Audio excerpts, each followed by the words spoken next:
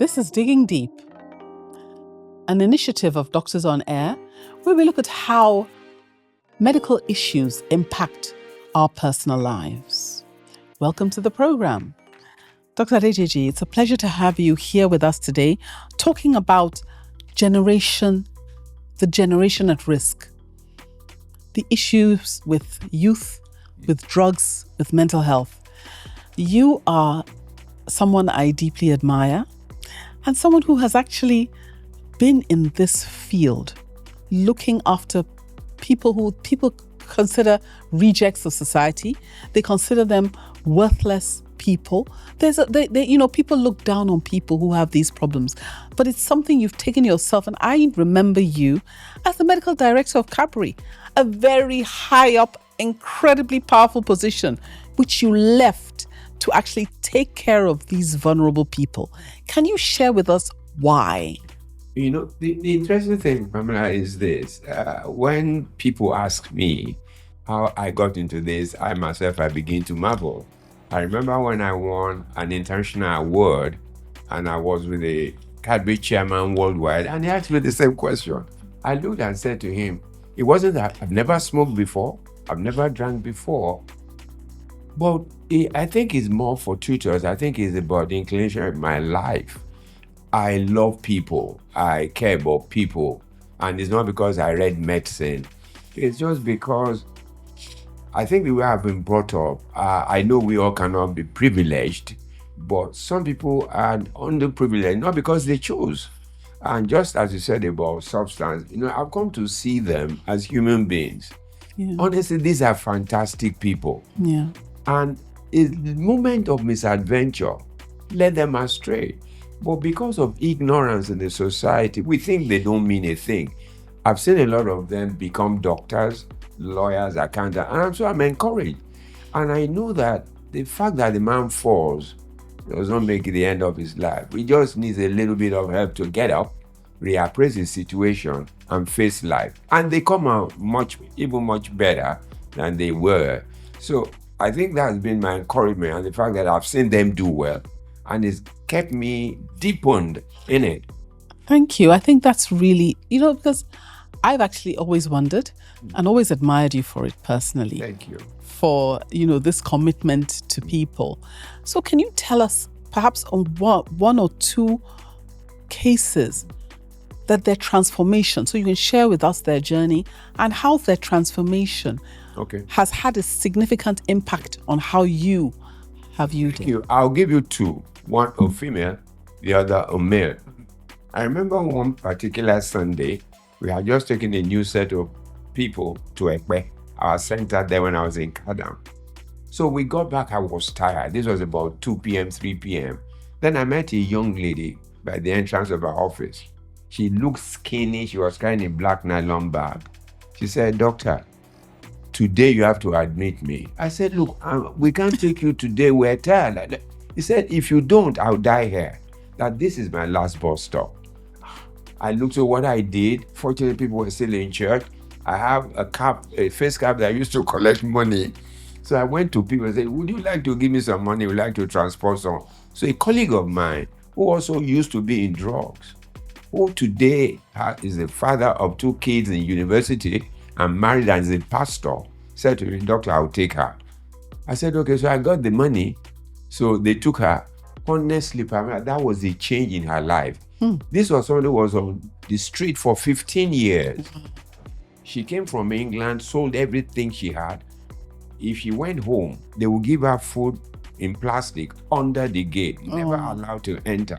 If you see her today, you won't believe it. She now works with me, and she's been out of drugs now for 21 years. Fantastic. And so, what does that? Every day I see her, it's like an affirmation. It is an affirmation that every man has a goodness in him. And what is goodness, what is evil, except goodness tortured? The other person had been in 3 universities, rusticated for drugs and all the rest.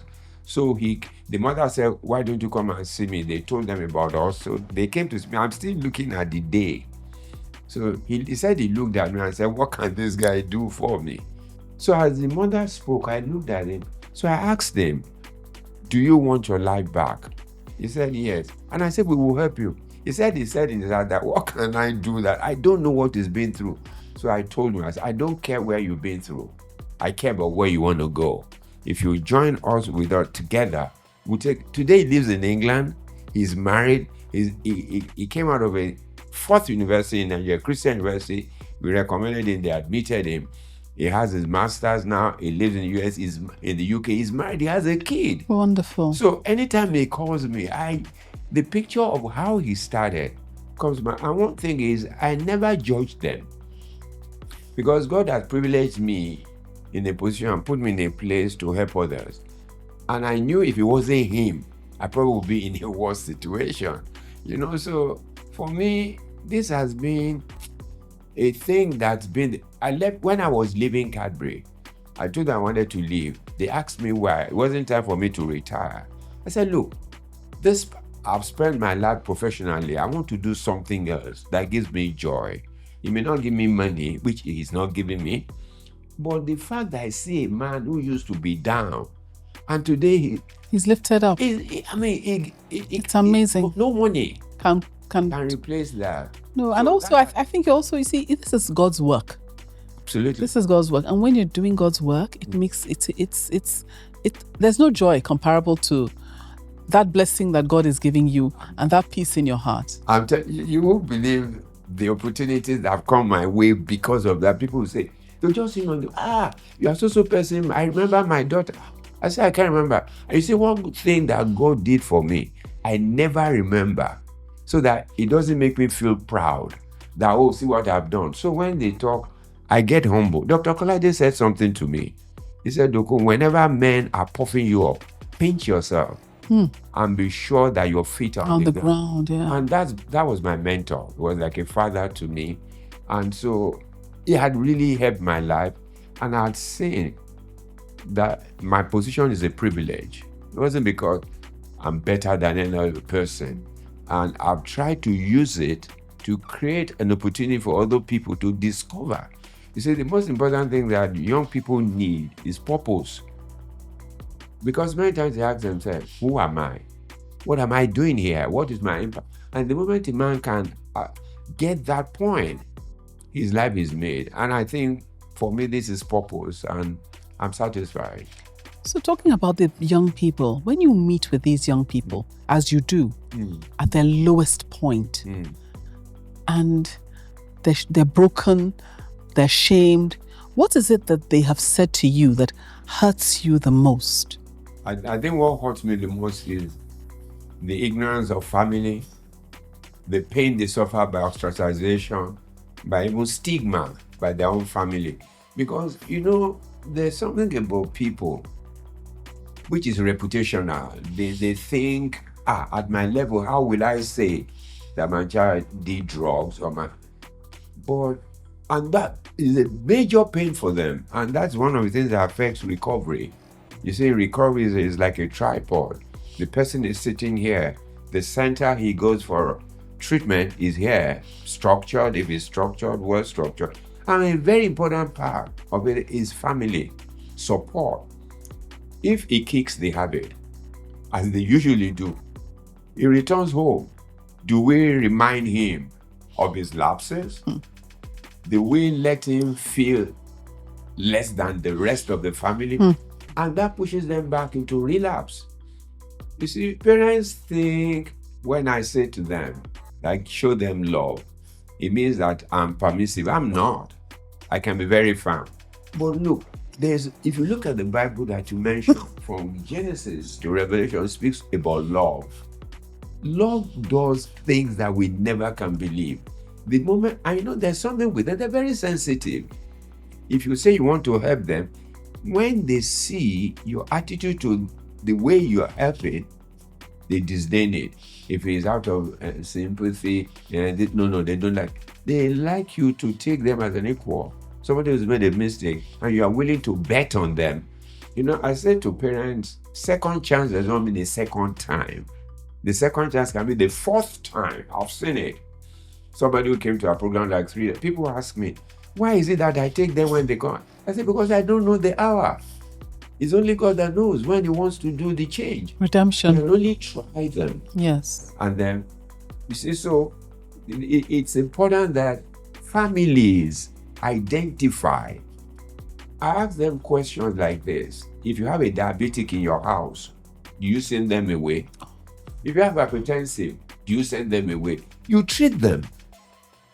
This is a health concern, which will be seen as a public health issue. Because it's a mental problem, something that affects the brain in a progressive manner. And so if we help them to cope, they become like normal everybody else. People say, oh, relapse. I say the diabetic who doesn't take his drug will relapse. The hypertensive will. So the same thing should be accepted with the drug user. If we take away the circumstances that predispose them in the first place, oh my God, why would they relapse? They won't. No, that's so important.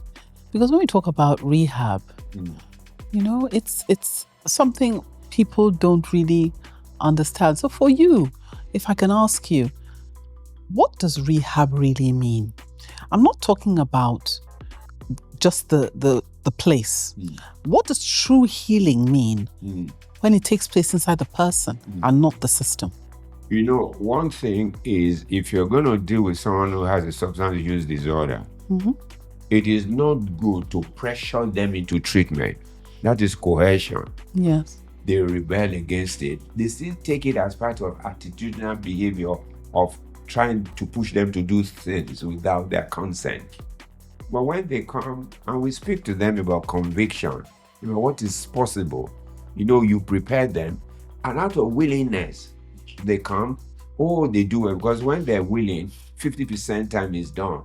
So they're willing to listen to you. And then when they get there, in the first 1 week or two, they watch. Is this just show? Is it just because I paid money to come into rehab? They want to see genuineness. And you know, the thing about it is the empathy. They want to see your heart. How do you dispose it? Is it just sit down there and listen? Don't. Because these guys are adults. So you need to treat them like adults and give them the opportunity of contributing to their own treatment. Well, see, when you speak like this, there's some people who are listening and thinking to themselves, what is he talking about? We've seen these people behaving, taking this colo thing and swaying around. They can't even reconcile what you're talking about to the kind of things that they have seen and also things that they imagine with drug use. You know, that's why one of the things I do is to let people understand the concept of substance use and what it does. Excuse me. You know, I said to people, you know, the one of the mistakes we make, universities, offices, parents, when somebody tests positive, they call him an addict. It is not true. Nobody is an addict because he used drugs. He's a user. He can be an experimental user, a social user, an occasional user, or somebody used by mistake. So will you judge a man by one mistake that is made? So the thing that I say to them is, when you see that kind of situation, is to first understand. You know, I tell you, in rehab, for instance, you bring somebody, they say he has a substance use disorder. What you see is that situation. But when you put the person in rehab, away from drugs, he has no opportunity of using. So there's a void you need to deal with. And you see, that drug sits on pillars. The pillars are the things that predispose the person to doing it in the first place. So when he's no more using, take away the pillars and put something else and give. You know, many of them becomes worthless because of what people have said to them. You can't make it. You are this. I've wasted so much money on you. I sent you to the UK. See what you have done. See, your other siblings are doing well. You are destroying their self-esteem the more. But when you sit down, that's why in the process of treating them, we get the parents to come. We call it family forum. They talk, and they too begin to see the reason why the person went to drugs, why they need to help him to heal. And look, when they heal, you can see them on the street. I've said to people, you know, the people you see are the people in the joint, people on the road, colors. You better see them when they're good. And I've seen them in the joint in which, when you are talking, they are crying. Oh. The guy wants to stop. But because this is a vicious cycle, until we break it, they can't break it because they've lost every sense of self-control to stop the use. So if we don't help them, when they come to realization, look, I'm telling you, if some of them visit with us, they will see what I'm talking. One of my pastors, when I was in Kadam, when we bring them from the joint, they look dirty, they're smelling and everything, who pray with us. When he visited a month after, as we were going together, he was hearing them do praise worship. He said, Dokun, are you telling me that's your son? I said, it is. When he got there, I saw that he cried. Because he saw them when they came. 1 month. Makes that much difference. Makes that much of a difference. You can then imagine 3 months and then coming to a self-realization, what it does to them. That's wonderful. But can we talk a bit about what drives them to do it? Because we know there's a rising epidemic, even a pandemic of drug and substance abuse in Nigeria today. What is fueling this? There are a lot of factors fueling this, but I want to start from the fundamental. The fundamental is family dysfunction. When I say family dysfunction, I don't mean the parents are scattered. I've seen homes in which husband and wife, they live, but there is no family. You know, one thing that I say to people is this: it's not enough to have a house. A house is different from a home. A home is where we care about one another. We speak to one another. We share experiences. I say to most men, how many men go to their parents' teacher association of their student, of their children? They don't. They say that the woman says, I'll provide the money. I tell you one thing, many of the times these young people don't like the physical provision. They want the emotional support. Yeah. They want someone to ask, how was your day? How are you doing? What happened in school today? Many times we push them away. A child comes to the dad. Oh, dad, I want to ask, oh, can't you say I'm busy? I'll come back. I guarantee you, check it. If you call him back in 30 minutes, he will say, Daddy, don't worry, I've sorted it out. And it's not true. You are creating distances. They brought one guy to me from Calabar many years ago. The mother was a medical director, the father a professor. As they were 17-year-old, I could see anger on his face. So when the mother said, doctor, they said that you come and see you. He said my son. The boy said, who is your son? When last did you sit down with me to talk with me? I'm coming, your son. That is, so it starts from very fundamental. And then the availability of this thing, it's everywhere. You just need to go look. You don't need to look too far. Another thing is you can order. They don't need to leave the house. They can order, the dispatch rider will bring it. In fact, just recently, I was actually going to a very upmarket cafe here in Ikoyi. And I was just driving and I wondered what's going on. And the car in front of me stopped. Some guy in a parked car comes out, walks up to him, and I see the actual exchange. And that guy just drives out and the other one goes back to his car. It was actually, I couldn't believe it. I said, look. I'm glad that you raised it. And right there in front of me, in the place that you would not expect it. You can buy in traffic. There's nowhere not to expect it. There's no estate in Lagos where they don't get drugs sold. It's just for me to get there in 15 minutes. I'll show you where they sell. You know, today if you were driving, particularly if you're driving a fancy car, and when you see someone, that's a sign that you want to buy stuff. Oh, I didn't know that. Oh, yes. So you just see fancy car stuff and so you think they're gisting. There's an exchange. And that's it. And it's everywhere. And so for people to say, oh, my son, it's not true. We just need to, you see, parents need to be parents again. Spend time with their kids. Go through the emotions with them.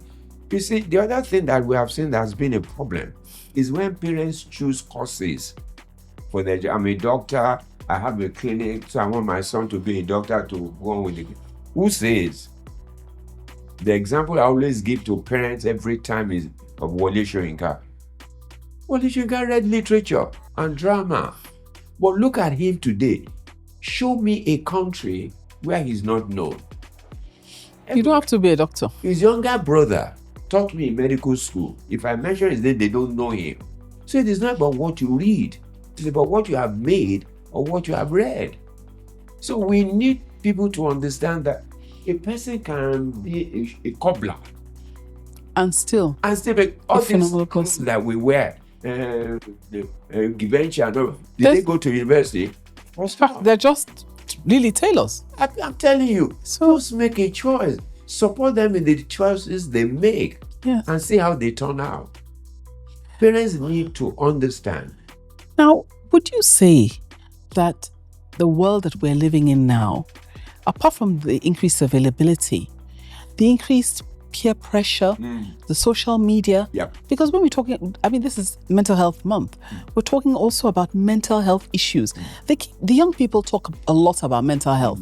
The older people don't understand what they're talking about. Because they don't They say you lack resilience. You people are not strong enough. Go and toughen up. I don't know. How do we bridge that connect? A lot of people listening to this program are actually the older people. What do you have to say to them, to the parents, to the grandparents? How do we bridge this divide? Because it seems to be getting broad.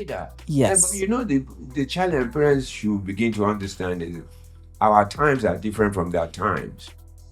Don't be this and be telling them, don't tell them things. Discuss things with them. Let them share their opinion. You say, go and toughen up. Toughen up in what manner? So you can go and be carrying bricks on the road? Or what kind of toughening up? You see, we don't toughen them at home. You want to go and toughen up outside. The thing is, how do we manage our homes with our children? I tell something to some parents. We take so much particular attention, particularly about girls. Oh, this is how a girl sits. This is how a girl talks. She cooks in the kitchen. We don't do the same thing with the boys. So when the girls grow up to marry, they marry the boys you never trained. And so you are now... It's a huge problem, actually. In fact, the girls don't even want to marry them anymore. You see, the thing that parents don't understand is don't wait until your child is a teenager to begin to get involved in this life. You are late. It's too late in the day. You better grow up with them. I'm not saying we can live the same life. A father and mother, they work in the bank, one, they leave home at 4:30. Wow. They come back at 10:30. The kids were taken to school by the driver, by the domestic staff, and then by the time they come back, the kids have slept. The weekend that you should spend knowing the deprivation during the week, they go partying. And then you carry them to church on Sunday from morning till evening. That's not Christianity. There's no conviction in the things you are making them to do. So we just need to see, your family cannot be my family. Not possible. And there's no book that typifies the natural family. It is your own experience from how you were brought up, from daily experience that you are getting that shapes the experience of your family. If we don't get to that point, we are missing it, and we are putting these children at risk. At risk. They need that. Show me in Nigeria today the role model that you want these children to go after. You ask them, they don't know what role modeling means. Even their parents are not role models. Because I've seen a situation in which a mother brought her 2 sons to me. So I spoke to them. They were in university. They hadn't been caught in a Christian university. So after they finished, the mother said to me, but their father does the same thing. So I said, you should have told me. Because you made me look stupid before that. Because the boys will say, what's wrong with you? Look at this man. He's talking. My father uses it. Nothing has happened to him. Most parents do the things they tell their children not to do. So there's a dissonance. Yes. In what they see and what they hear. And they then see their... You see, some guys go to school. You tell him, don't do this. And then he sees the children of senior pastors do the things you tell him. So what kind of parents are, man? See, this is the father of this person is so, but see what he's doing. Peer pressure. And also, when we don't allow them to develop their own self-esteem, you put them down yourself. Say, the way you are going, I don't see you making it up. And then, unfortunately, he gets to school. He didn't do too well. The teacher says, What nonsense? The way you are going, you are not. So there's a reinforcement of But things I'm already useless anyway. Absolutely. So when something happens, so why bother? And in the drug joint, nobody judges. Even when you have gone and you come back, welcome, boy, sit down, make we take something. There's no judgment, there's nobody castigating, there's nobody making you feel less than normal. You are uniform by the act of use. And so, look, our country should wake up. General Marwa is doing the best he can by stopping exportation and importation. But what about domestic use? How much can they do about domestic use? So then what do you recommend can be done about domestic use? No, you have talked about the family. Are there policies? Are there is there anything more that the government can be doing about it? If not for somebody like him guiding the policy in some ways that he doesn't have authority over, but in kinds of moving us in that direction, will be much worse.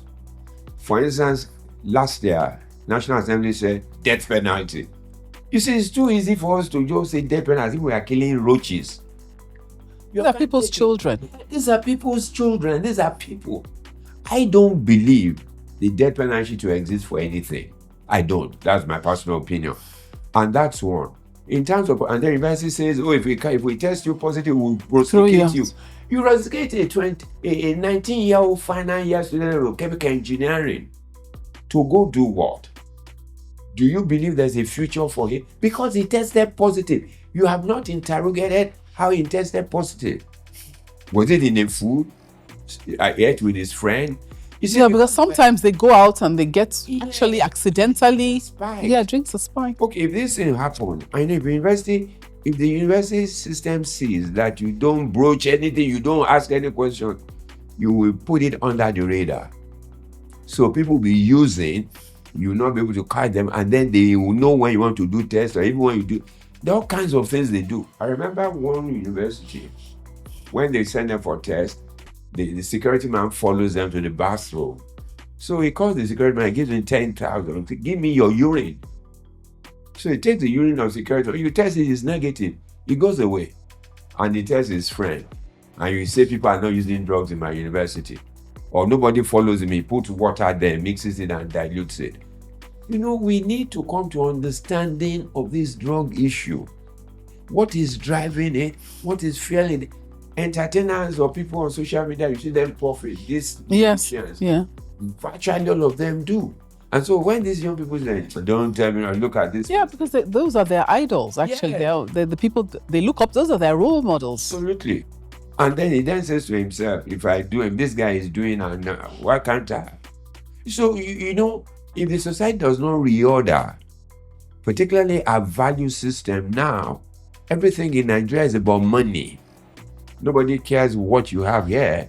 Look, I know how much I've struggled about this work. Getting to rich people. Give us some money. They say, these stupid people who went to do drugs. I say, it's not by choice. The first time is never by choice. It's the subsequent time that is about choice. Why don't you give them? What if it's your child? I gave a friend of mine an example. I said, you have 2 kids. They're in school abroad. They come home on holiday. Let's say on one of these places, somebody shoots like, no, imagine. Because of that, he gave me 500,000. I said, if we don't take care of these people, they will never let our children survive. And if it's even for that reason alone, you should find a way. Let's do something. Let's do something. Wow, thank you. I think this is so important to get that message out there. So if, for example, now, you have the opportunity to talk to someone and say, a young Nigerian who's in the process of experimenting for whatever reason, what words would you give him? You see, I'll ask him why. What does he says? I want to be like my friend. Or I'm a shy person. And sometimes many of these things you also go into scripture. Usually what I tell those kind of people, I say, do you remember the story of Moses? I said, yes. When God came to Moses and said, I'm going to send you to Egypt. Moses said, no, I can't go to Egypt. He gave all kinds of reasons. And then they found God dissuaded him. He then said, but I can't talk. God said, you don't have to talk. Somebody else will talk. Aaron will talk. When he ran out of excuse, he said, I don't have anything. God said, what's in your hand? He said, a rod. He said, throw it down. It became a snake. He said, pick it up, it became a rod. Do you know, as I tell them, everything Moses did in the land of Egypt, he used the rod. So what that is saying is, everything that God wants you to be, he has ingrained it in Already you. in there. Go search it. If you find it, you're done. And that's the way, you see, many of them, because they haven't had anybody sit down with them, give them counsel with love, without judgment, because I don't judge them. I don't care what has happened there. I don't judge. And when they see that, they say, how can this man embrace me? How can they call me by name? How can they talk to me like this that has never known me before? And he begins to situate with his own home. In his own home, nobody cares about him. And he's an outsider. And so when they see it, he cools down. And then you show him a pattern that there's light at the end of the tunnel. Who do you want to become? It's about choices. And that it's not too late. Because I think for me, that's the most important thing that I've heard from you today, is that everybody can be redeemed. It's not too late for anyone. Never. And families need to hear this. Look, let me tell you, for everyone that, I wish I could bring a parent here. A father called me about 2 weeks ago before I traveled. He introduced us, I couldn't remember. He said, my daughter, he now called the daughter to speak to me. She's just gotten another job. She's finished university. And then I said, he said, but I will never forget you. Oh. You know, those are the things that encourage me on. A lot of parents have gone through. They shouldn't be discouraged. Let your neighbors not discourage you, or your reputation, or your office. On the long run, if you don't deal with it, it will destroy everything you've ever built. So face it, as everybody is facing their issues, but nobody is talking about it. In fact, that's a big issue in Nigeria. Why don't people talk about problems? We all have issues. His reputation is false. It's very false. False living. That false living is again another pressure on those children. Have you seen many parents when they meet their friends? He's told his kids, I always come first in class. And we make our children feel as if we've never made mistakes. So they're scared to make mistakes. I've told my daughter, I failed in school, medical school, for this, and I said to myself, never again. And I'm done that. So she said, Daddy, are you sure? I said, yeah. You see, because let them see you as human. But when you create it's false angelic this, and then they then begin to say, how will my daddy feel? How can I they find it so difficult to meet up to those ideals. Absolutely. Because those ideals were not real in the first place. And that's what we create. And so all of us must change. If you want an answer, all of us must. We must, as individuals, sit down and introspect. How am I making mistakes in the life of my children? You know, many people cannot say sorry to their children. Why can't you? You know, and you are talking, you say your child will say, I'm talking, you are talking. That's not true. If you don't have a discussion, you will never know them. It is when you have discussion, let them be able to speak. You see, when they speak and you don't say, don't do it, but tell them why you think is a better choice. They also will think about it. You also will think about it. And then we all come to, and if they make mistakes, be willing to help it. Don't say, I told you. That's why they never own up. And that's why they never trust their parents, because we judge them. We're too judgmental in our society. And when we're asking about the other thing to do, apart from parents, is the religious institutions. They must wake up to the reality of this. And they must be talking about it, not preaching about it, but talking about it. You see, because the pastor sees many more people than I can ever see. On a Sunday, he sees about 5,000. I can't put 5,000 and talk to them. But many of the pastors, they live in delusion because they themselves are not knowledgeable about issues like this.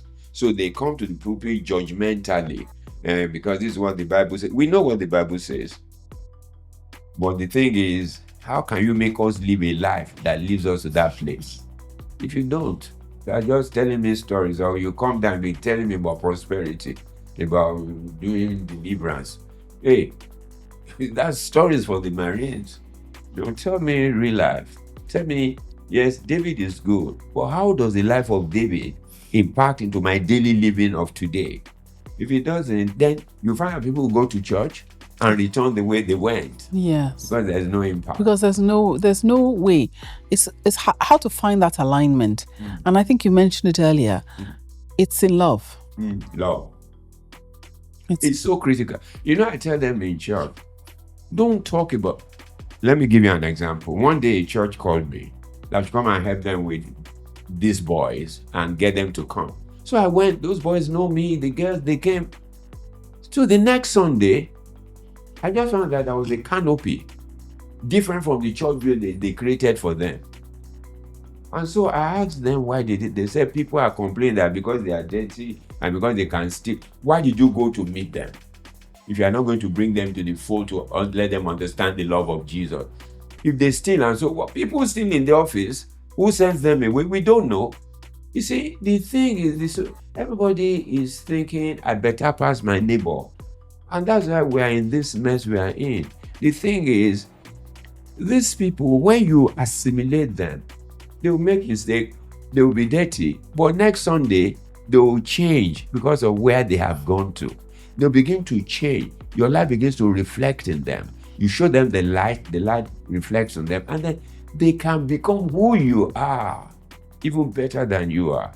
Many of the people that come to my program have become senior pastors. What if they have been left in the joint? You know, it's just a pity. Dr. Kolade said one thing that I will not forget. I keep talking about Dr. Kolade. He said, a man thinks he's a big man. In his office is the MD. He gets to the office one day, his cleaner complains of headache. He goes to the clinic, they give him paracetamol. 2 days after, the MD has a headache. He goes to the clinic, they give him paracetamol. They didn't give him 10 paracetamols because of the MD. So no man is bigger than them except the opportunity that he has seen. Yes. And unless we understand that, to say we are who we are today by grace and by opportunity. All these people will castigate. If they have parents like my parents, they will not be on the street. So that's what we need to know. And so it's all by the grace of God. Yeah. And so we have to be more compassionate. Oh, absolutely. That's the ministry that I run, Compassionate Care Recovery Edition. Because compassion, you see, the Bible says, and Jesus had compassion on him. You see, compassion should not stop with having it. If you look at the story of this man, the Good Samaritan, a bishop went past, the Levite went, but a man came, a Samaritan of no consequence. He saw, he didn't just see, he got off his horse, he went to him, that's compassion speaking. He bound him up, put him upon his horse, took him to a hospital and paid for him. That is what, don't say, sorry, my show. Son of one person. Everybody will pass by and nothing is going to change. So that's the difference. Somebody has to make something change. Well, I don't know how much to say this, but I really want to appreciate it. I think those are your last words. Someone has to make something change. And I'm hoping that people who are listening to this program will take it on themselves to say, you know what? How can I make something change? How can I make that difference in the lives of people? Thank you so much, Dr. Dokun, for sharing with us. My pleasure. Thank you so much for coming on Digging Deep. Thank you for watching. Please like, share and subscribe for new video updates.